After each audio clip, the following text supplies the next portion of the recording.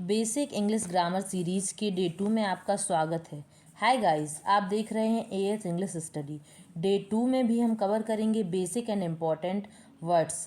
आगे बढ़ने से पहले मैं आपको ज़रूर बता दूं कि यदि आपने डे 1 मिस कर दिया है तो इसे ज़रूर देख लें, क्योंकि जैसे ही आप इंग्लिश बोलने की शुरुआत करते हैं तो जो वर्ड आपको चाहिए बोलने के लिए वो उस वीडियो में है। और आज मैं लेकर आई हूँ डे 2 में बेसिक एंड इम्पॉर्टेंट वर्ड, जो कि आपको बहुत ही यूजफुल होने वाले हैं। तो लेट्स स्टार्ट।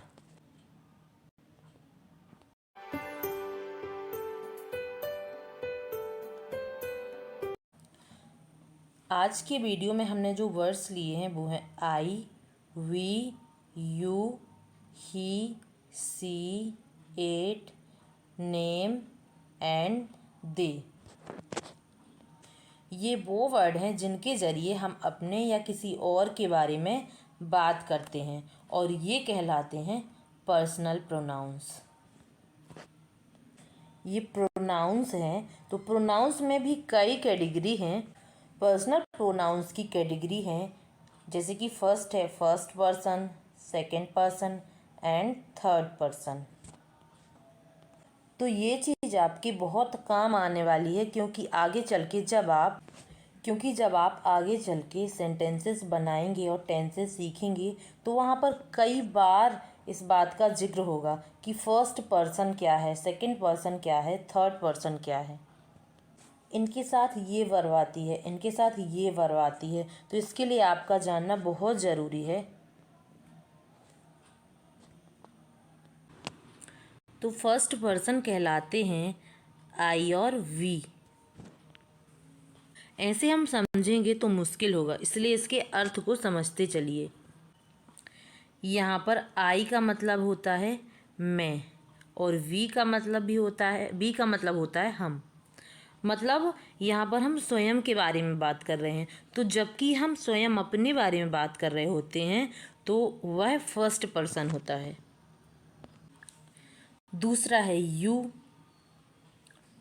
जो कि सेकंड पर्सन है। जब हम किसी से बात कर रहे होते हैं तो सामने वाले को हम सेकंड पर्सन बोलते हैं, जिसे कि हम यू या आप कह के संबोधित करते हैं। इसे हम तुम भी बोल देते हैं।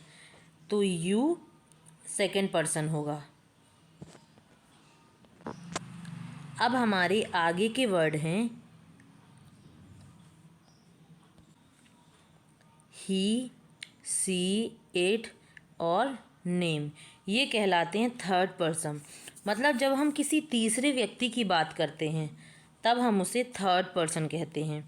ही का मतलब होता है वह, जो कि लड़के के लिए यूज होता है। सी का मतलब भी वह होता है, जो कि लड़की के लिए यूज होता है। और इट का मतलब होता है यह। और एनी नेम मतलब किसी भी तीसरे व्यक्ति का नाम होगा। इस तरह से हम थर्ड पर्सन को डिफाइन करेंगे। ठीक है, आगे और भी चीज़ें मैं आपको बताऊंगी, लेकिन उस सबसे पहले समझ लेते हैं हम इसकी प्रोनाउंसिएशन एंड मीनिंग। गाइस, एक लेटर का ये वर्ड है आई, जिसे हम बोलते हैं मैं। मतलब कि जब हम अपने बारे में कुछ बात कर रहे होते हैं तब हम इस वर्ड का यूज़ करते हैं आई। इसका मीनिंग होगा मैं। और सेकंड है वी, WEV। जब हम अपने साथ किसी और व्यक्ति की भी बात कर रहे होते हैं तब हम वी का यूज़ करते हैं। इसकी हिंदी मीनिंग होगी हम। थर्ड है YOU। इसे हम यू प्रोनाउंस करेंगे। इसका हिंदी मीनिंग होता है तुम या फिर आप। गाइस, यू का यूज़ हम अपने से छोटे व्यक्ति के लिए भी कर सकते हैं और बड़ों के लिए भी कर सकते हैं।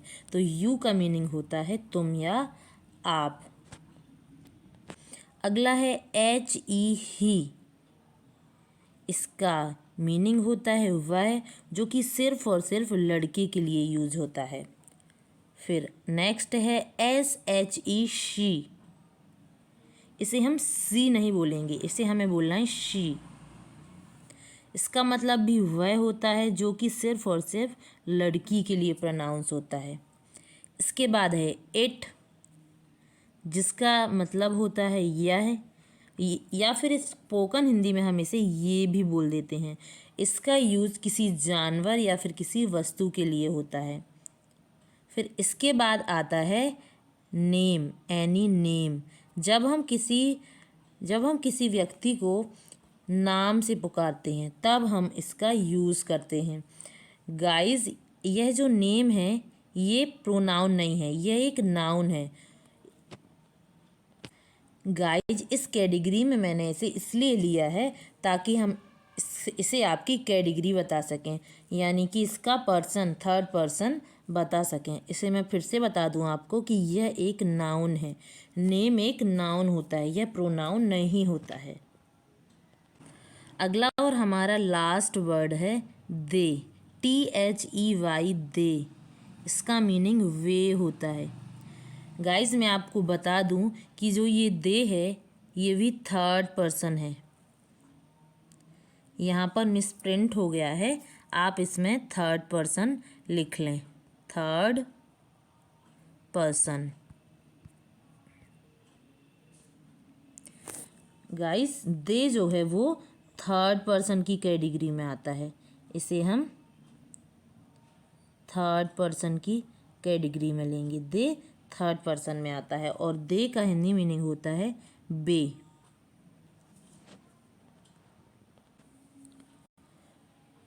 तो आई और वी हो गया फर्स्ट पर्सन, यू हो गया सेकंड पर्सन, और ही, सी, इट किसी का नाम, और दे इसे हम बोलेंगे थर्ड पर्सन। लेकिन थर्ड पर्सन में दो कैटेगरी हैं, ही, सी, इट। इट और किसी का नाम है होगा सिंगुलर और दे होगा प्लूरल।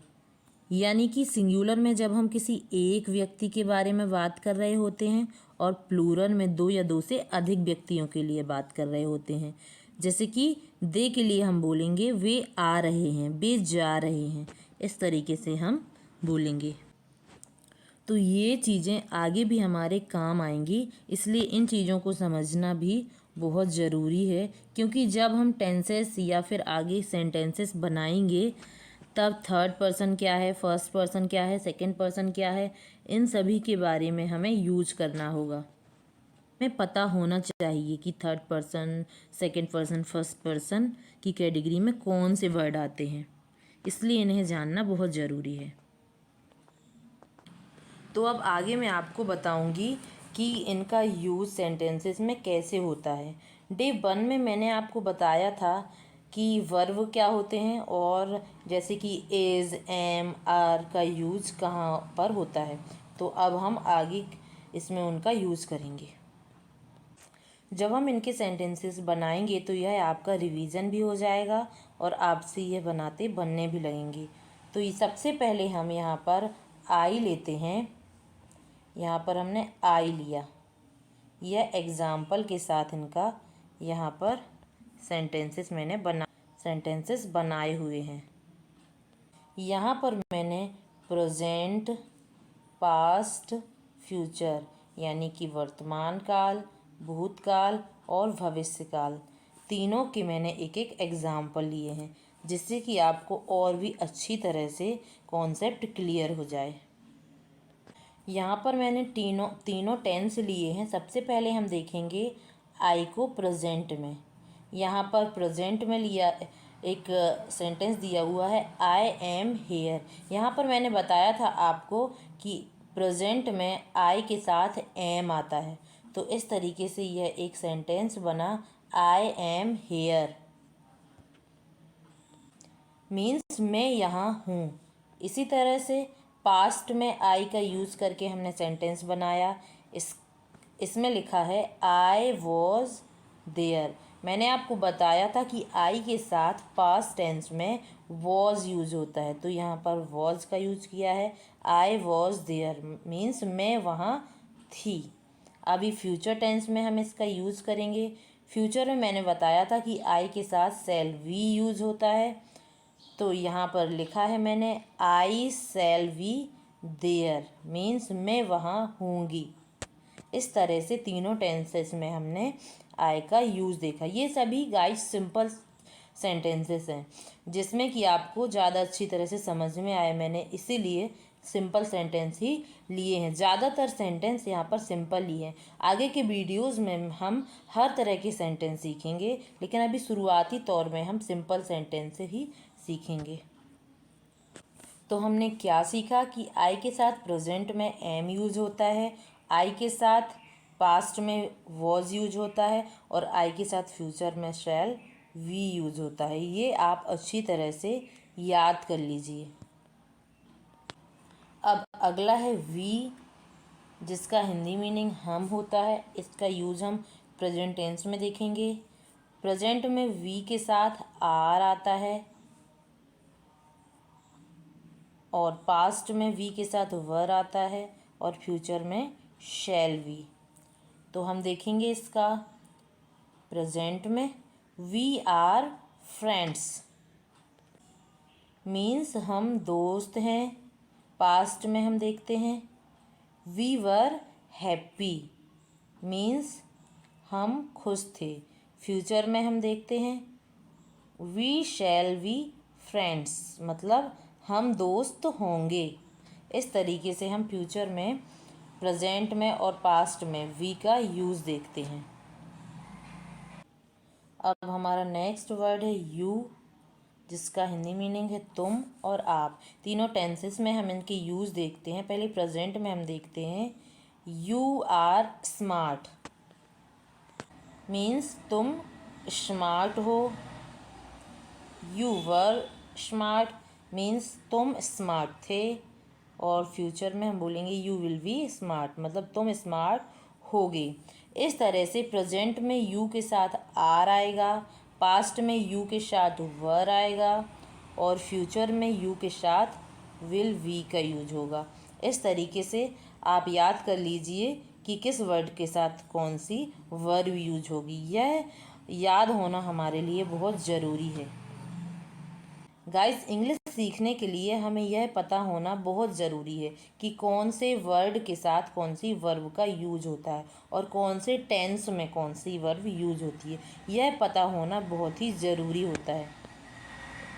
गाइस, अब हम थर्ड पर्सन लेते हैं। इसमें सबसे पहले हम ही लेते हैं। ही का हिंदी मीनिंग होता है वह, जो कि सिर्फ और सिर्फ लड़के के लिए प्रोनाउंस होता है। ही के साथ प्रेजेंट टेंस में इज वर्ब का यूज़ होता है, और पास्ट टेंस में वॉज का यूज़ होता है, और फ्यूचर टेंस में विल वी का यूज होता है। तो इस तरह से सेंटेंस होगा he is not here, means वह यहाँ नहीं है। गाइज, यहाँ पर नॉट लगा हुआ है क्योंकि यह एक नेगेटिव सेंटेंस है। तो जो नॉट होता है यह वर्ब के बाद यूज होता है। नेगेटिव सेंटेंस बनाना हम आगे के वीडियोस में सीखेंगे। अभी के लिए आप इतना एग्जाम्पल देखिए। इसके बाद पास्ट में ही के साथ होगा ही वॉज हेयर, मीन्स वह यहाँ था।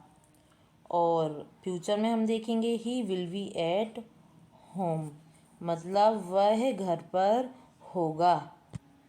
इस तरह से हम इनका यूज़ करेंगे। फ्यूचर में हम ऐसी कंडीशन में यूज़ करते हैं कि सपोज़ टू हम किसी बारे में बात कर रहे होते हैं और हम किसी से बोल रहे होते हैं कि जब मैं घर जाऊंगा तो वह वहाँ होगा। ऐसी कंडीशन में हम फ्यूचर टेंस में इसका यूज करते हैं। अब हमारा नेक्स्ट वर्ड है शी। इसका मतलब भी वह होता है जो कि लड़की के लिए यूज होता है। फ्यूचर में ही की तरह ही इसमें वर्ब यूज होते हैं। प्रेजेंट में इसके साथ इज आता है, पास्ट में वॉज आता है, और फ्यूचर में विल वी आता है। तो यहाँ पर हम सेंटेंस बनाएंगे सी इज़ ब्यूटीफुल, वह सुंदर है। सी वॉज ब्यूटीफुल, वह सुंदर थी। शी विल बी सैड, वह दुखी होगी। मीन्स यहाँ पर यदि हम किसी घटना की बात कर रहे होते हैं कि यदि उसका रिजल्ट बुरा आएगा तो वह दुखी होगी। जब हमें पता होता है पहले से कि हम किस घटना के बारे में बात कर रहे होते हैं, तब यहाँ पर फ्यूचर में ऐसा यूज़ होता है। अब हम इट का यूज़ देखते हैं। इट का यूज़ प्रेजेंट टेंस में होगा। It's good means present tense में इट के साथ भी इज आएगा, और पास्ट में वॉज आएगा, और फ्यूचर में विल भी आएगा। अब हम इसके सेंटेंस देखते हैं। इट्स गुड मतलब वह अच्छा है। इट वॉज नाइस वह अच्छा था। इट विल बी नाइस वह अच्छा होगा। इस तरह से हम इट का यूज देखेंगे।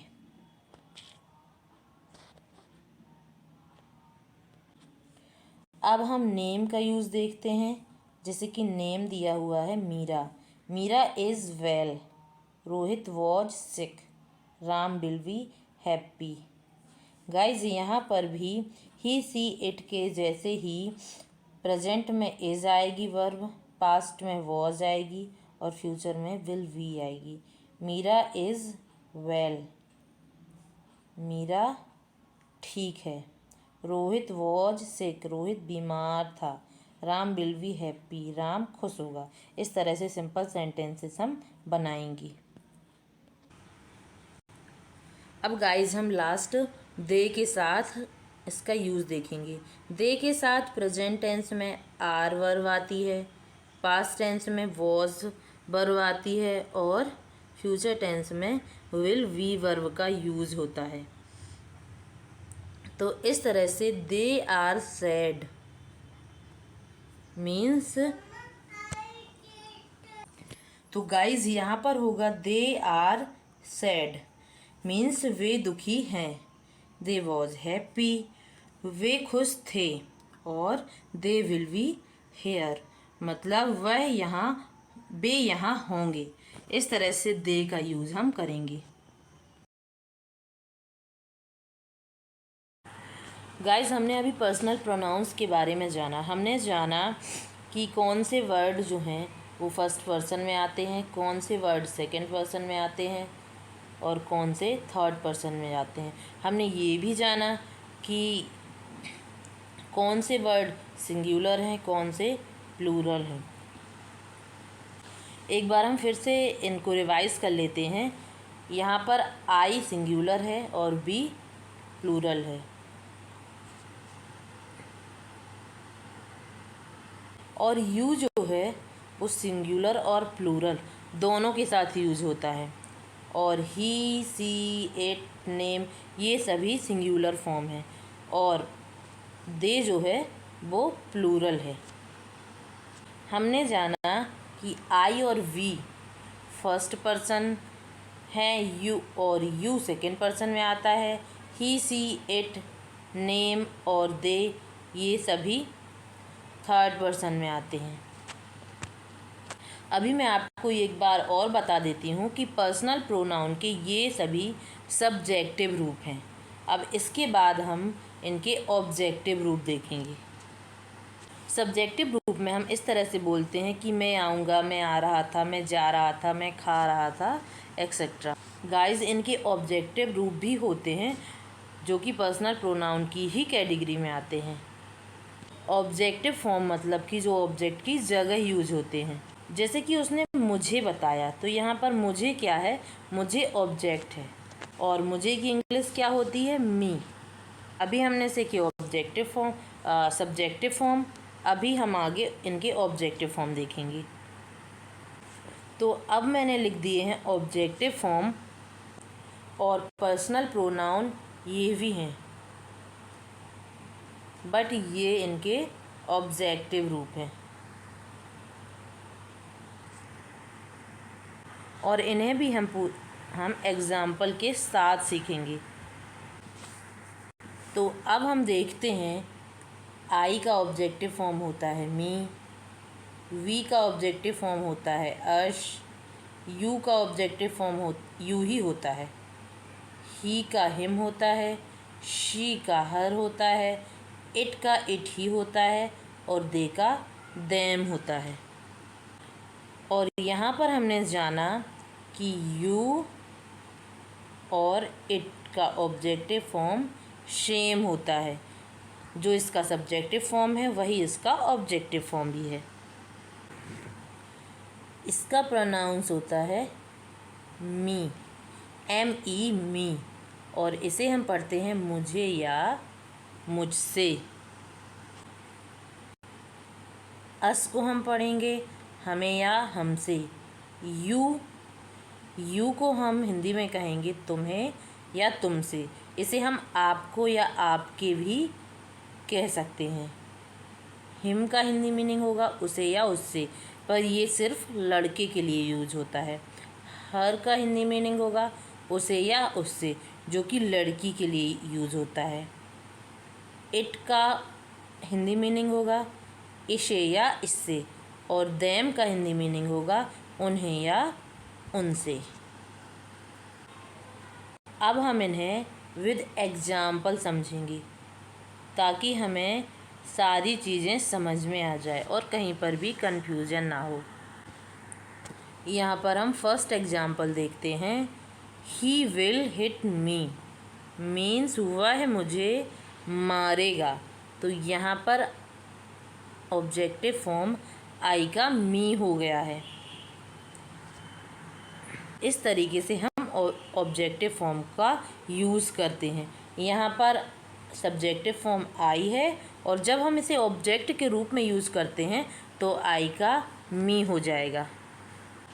इसी का सेकंड एग्जाम्पल है ही टोल्ड मी मीन्स उसने मुझसे कहा। अब यहाँ पर हम दूसरा देखते हैं। यहाँ पर दूसरा है शी विल कॉल अस मतलब वह हमें बुलाएगी। शी का मतलब वह होगा लड़की के लिए, और विल है तो इसलिए बुलाएगी आएगा, मतलब ये फ्यूचर टेंस है। कॉल का मतलब बुलाना, और वी का ऑब्जेक्टिव फॉर्म अश होगा, तो इसलिए हम इसे बोलेंगे वह हमें बुलाएगी। इसी का दूसरा एग्जाम्पल है दे विल विजिट अस मतलब दे का मतलब होगा वे, विल है इसलिए फ्यूचर टेंस होगा, और अश वी का ऑब्जेक्टिव फॉर्म अश होगा। तो इसे हम कहेंगे वे हमसे मिलने आएंगे। दे विल विजिट अस वे हमसे मिलने आएंगे। नेक्स्ट है ही लव्स यू मतलब वह तुमसे प्यार करता है। यहाँ पर यू ऑब्जेक्टिव फॉर्म में यूज हुआ है। चूँकि यू का ऑब्जेक्टिव फॉर्म यू ही होता है इसलिए हमने इस पर। अगला है दे रिस्पेक्ट यू मतलब वे तुम्हारी इज्जत करते हैं। अगला है give it to him. Give का मतलब होता है देना, इट का मतलब होता है इसे, और ही का ऑब्जेक्टिव रूप होगा हिम, तो इसे हम बोलेंगे इसे उससे दे दो। गिव इट टू हिम मतलब इसे उससे दे दो। तो यहाँ हिम यूज हुआ है उसे के लिए, तो किसी लड़के के लिए जब हम उससे बोलेंगे तब हिम आएगा। अब अगला है डिड यू टेल हिम मतलब क्या तुमने उसे बताया। तो यू यहाँ पर सब्जेक्ट के रूप में यूज हुआ है और हिम ऑब्जेक्ट के रूप में यूज हुआ है। डिड यू टेल हिम क्या तुमने उसे बताया। Did you tell him. अगला है कॉल हर अप।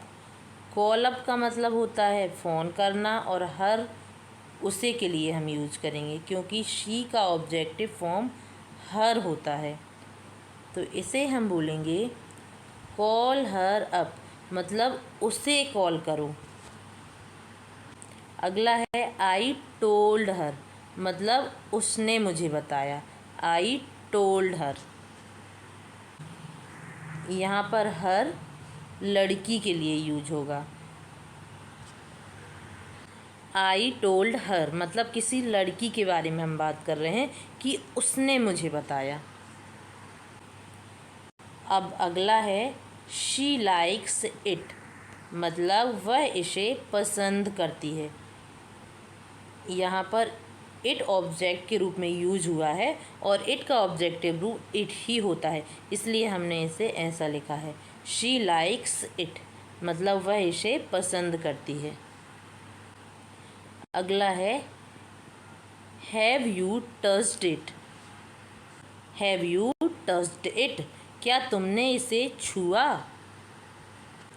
यहाँ पर भी इट का ऑब्जेक्टिव फॉर्म इट ही होगा।